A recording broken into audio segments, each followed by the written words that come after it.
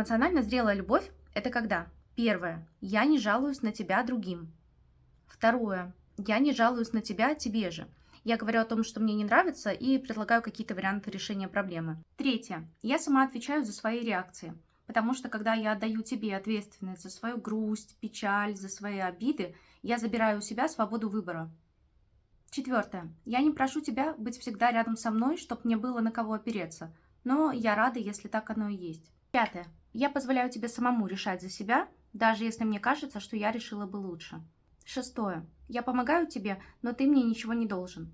Я помогаю тебе, потому что мне так хочется. Седьмое, я не помогаю тебе, когда ты не просишь, потому что я верю в твою силу и взрослость, и считаю, что тебя не нужно жалеть и спасать. Эмоционально зрелая любовь не оккупирует чужую территорию, потому что у нее у самой есть большая, наполненная ресурсами территория. Эмоционально зрелая любовь– это когда я могу прожить без тебя, но хочу жить с тобой.